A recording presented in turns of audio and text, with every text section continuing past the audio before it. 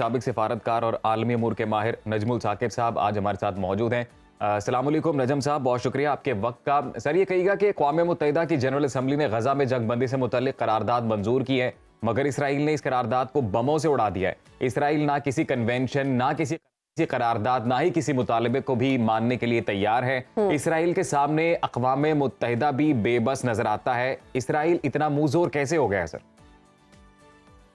देखिए, ये जो जनरल असम्बली की आपने करारदाद की बात की है, ये तो नॉन बाइंडिंग किस्म का एक डॉक्यूमेंट था। इसमें दुनिया ने अपनी इंटेंट जाहिर करनी थी कि जी ये जो हो रहा है ये गलत हो रहा है और इसको बंद किया जाए। लेकिन हमने देखा कि तकरीबन 120-22 ममालिक ने कहा जी होनी चाहिए, इंटेंट जाहिर करनी चाहिए। लेकिन 59 ममालिक में जिनमें वो लोग जिन्होंने कहा जी कि बिल्कुल ये इंटेंट जाहिर नहीं करनी चाहिए, और कुछ लोग एब्सटेन रहे, 45 के करीब ममालिक। तो जनरल असम्बली की इस करारदाद को तो छोड़ दीजिए, क्योंकि ये अगर मुत्तफिका तौर पे ये मानी भी जाती, पास हो जाती, फिर भी इसमें किसी किस्म की सैंक्शन नहीं थी, किसी किस्म का ये नहीं था कि जी यानी इजराइल को मजबूर किया जाएगा। असल चीज जो है वो आज होने लगी है, और वो यूनाइटेड नेशन सिक्योरिटी काउंसिल का इजलास है। आपको पता होगा कि एक पहले हुआ था जी, लेकिन उसका कोई नतीजा नहीं निकला। तो अभी ये है कि चीन और यूएई के बिहाफ पे उन्होंने रिक्वेस्ट की है सिक्योरिटी काउंसिल से कि इस पे एक इजलास किया जाए। तो एज वी स्पीक आज वाले दिन होना है, और उम्मीद की जाती है कि सिक्योरिटी काउंसिल कुछ ऐसे इकदामात करे जो कि वो बातें तो कर रहे हैं, लेकिन कोई अमली इकदाम जो है नहीं हो रहा। तो आज का जो इजलास है, और आप जानते हैं कि इसके 5 परमानेंट मेंबर्स जो हैं उसमें अमेरिका है, यूके है, फ्रांस है, चीन है और रूस है।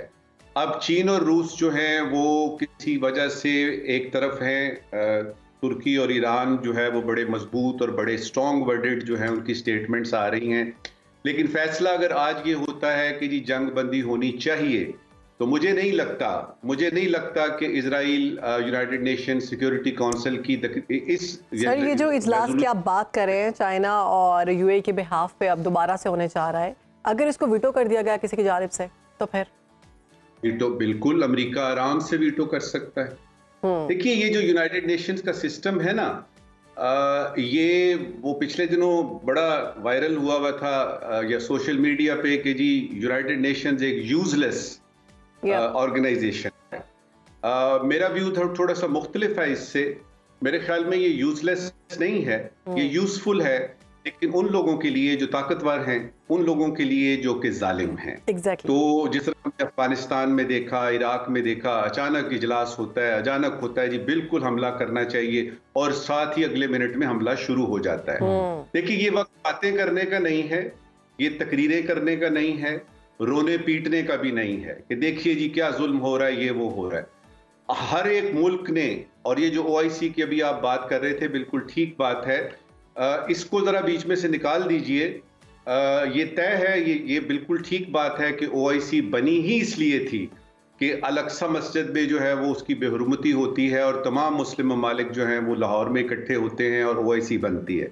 लेकिन वक्त बहुत गुजर चुका है, पुलों से पानी गुजर चुका है, और अभी आलम यह है कि 56 ममालिक हैं आपके OIC के, और ये तमाम के तमाम 56 ममालिक जो हैं इनकी 56 खारजा पॉलिसियां हैं। और दूसरी बात यह है कि इसमें ये हमास और इजराइल की फिलहाल जंग है, ये अरब दुनिया की जंग ही नहीं है। नजमुल साकिब, ये कहिएगा सर कि ये जो मामला है 1948 से हल तलब है। पहला नकबा तब हुआ, उसके बाद अब जो सूरत हाल है, कहा यह जा रहा है कि जी दूसरा नकबा जेनोसाइड वाली सूरत हाल है। सर, ये बताइएगा कि इतने अरसे से फ़लस्तीनी अपने हक़ खुद इरादियत की जंग लड़ रहे हैं, और हमास और हिज़्बुल्लाह की जानिब से भी ज़ाहिर है रेजिस्टेंस दिखाई जाती है। इस बार इसराइल की जानिब से जिस ऑफेंसिव का आगाज़ किया गया है, ये इससे पहले इसकी मिसाल नहीं मिलती। तो इस बार कोई ख़ास सूरत हाल है, कोई ख़ास अज़ाइम है जो अचीव करना चाहते हैं?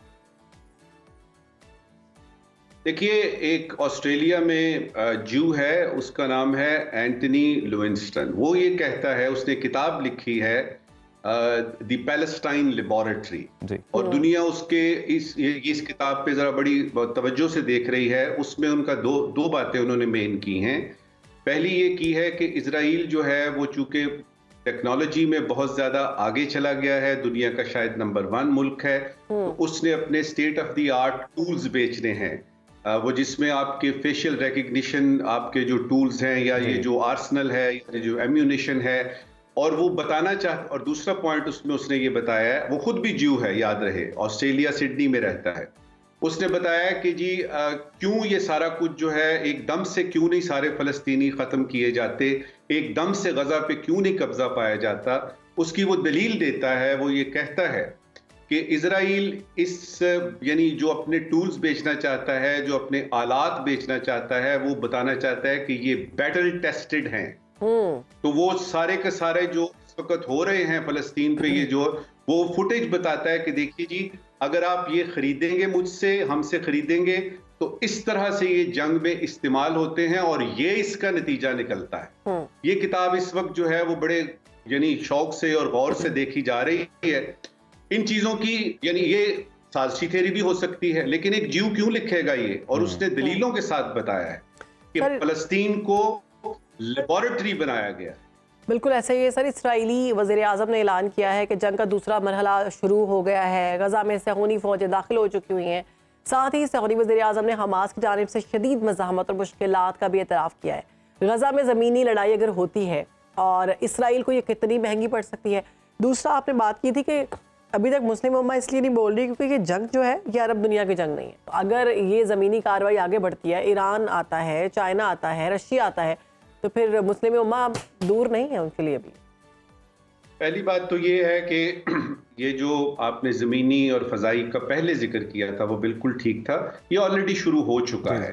दूसरी बात ये है कि हमास कोई ऐसा यानी नहीं है, कोई ऐसी बिल्डिंग जिसमें ये सारे लोग मौजूद हैं और वो उस पे उन्होंने हमला करना है। ये तो साफ नजर आ रहा है, जिस तरह ईरान ने 5 दिन पहले बयान दिया था कि इजराइल पे हमास ने हमला किया है लेकिन सजा फलस्तीनियों को मिल रही है। तो पहले तो ये पॉइंट क्लियर कीजिए। दूसरा पॉइंट ये है कि ये बड़ी कर्टेल्ड किस्म की जंग है और इजराइल इसकी कोशिश करेगा कि ये सिर्फ यानी वेस्ट बैंक तक रहे, ये इजिप्ट तक भी ना जाए और ये गजा में ही रहे। और उसके बाद उन्होंने जो प्लान बनाया हुआ है, उनका प्लान ये है कि इस गजा की पट्टी को एक नया नाम दिया जाएगा और उसका नाम होगा टेंट सिटी। तो वो कुछ बड़ी दूर की सोच रहे हैं। हम यहाँ पे ये कह रहे हैं कि जी देखें फलस्तीनियों पे ये हो रहा है, वो हो रहा है, जुल्म हो रहा है।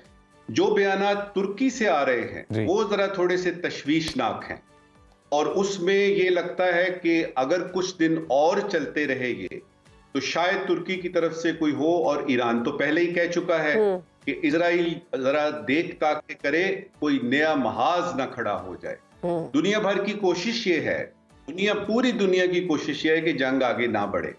लेकिन फिर यूं होता है कि अगर जंग एक आदमी शुरू करता है, एक मुल्क शुरू करता है, तो फिर उसके हाथ में भी नहीं रहता कि वो इस जंग को बंद कर सके। ये चीज जो है ये बड़ी सोचने वाली है। बिल्कुल सर, वो कहते भी you can start a war but you can not stop. वो फिर कहाँ रुकती है, वो फिर अपना रास्ता खुद ही बनाती है। ये कहिएगा कि अभी मौजूदा सूरत हाल को देखते हुए नजम साहब आप क्या समझते हैं कि इस्लामिक ममालिक उम्मत मुस्लिमा का ही जिक्र करें तो कोई ऐसा मुल्क कि जिसकी इन्वॉल्वमेंट से कोई मामला बेहतर हो सकता हो, और क्यों अभी तक ये भी OIC भी एक टूथलेस ऑर्गेनाइजेशन की तरह ही काम कर रही है, उम्मत मुस्लिमा भी सोई हुई है?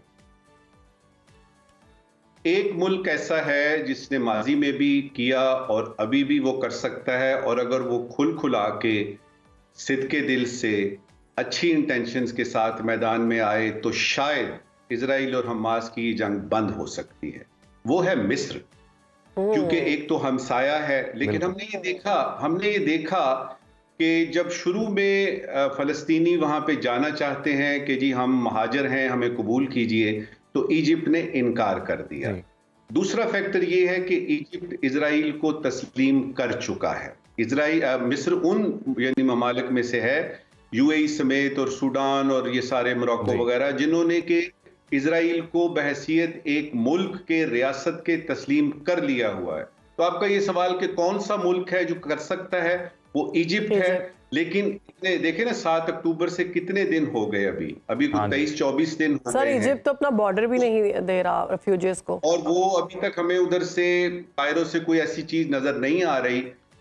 ना सिर्फ ये कि प्रैक्टिकली अमली तौर पे, बल्कि वो जब बोलते हैं यूनाइटेड नेशंस में तो बड़ी उनकी जरा सिफारती डिप्लोमेटिक किस्म की लैंग्वेज होती है। ठीक ठीक है, थैंक यू सर, बहुत शुक्रिया आपने सुनो पाकिस्तान को वक्त दिया। होते हैं कि ये जो जंग है इसको खत्म कर दिया जाए जल्द हमें बिल्कुल। और नजमुल साकिब साहब हमारे साथ मौजूद थे, उन्होंने भी ओवरऑल इस सारी सूरत हाल पर अपना तज्जिया पेश किया है। आप कहीं भी हो, वक्त कोई भी हो, बाखबर रहिए दुनिया के हालात व वाक़यात से।